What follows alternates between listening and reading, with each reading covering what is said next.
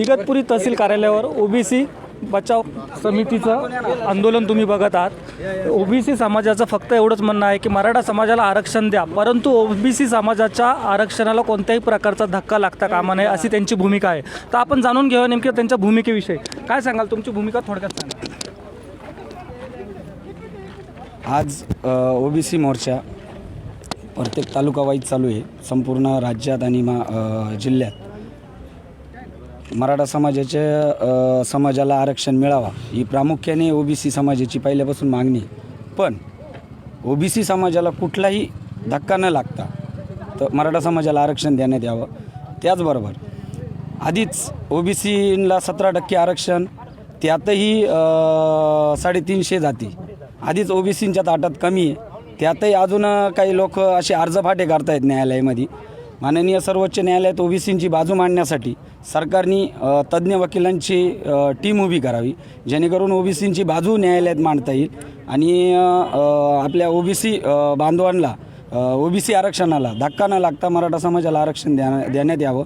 त्याचबरोबर संपूर्ण भारतात आणि महाराष्ट्रात ओबीसीची जनगणना करण्यात यावी, जेणेकरून ओबीसींची आकडेवारी ही शासनाला खरी कळेल का किती ओबीसी हा राज्यात आणि देशामध्ये आहे।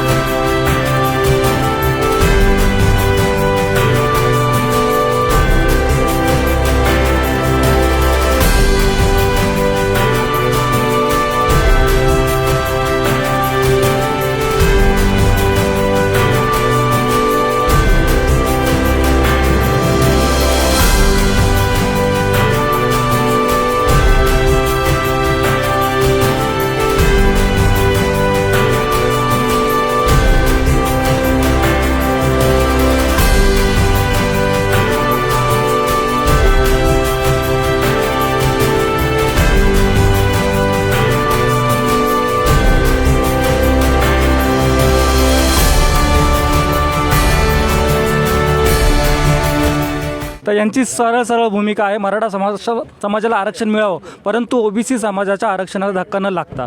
महानगरसाठी विकास काजळे, इगतपुरी।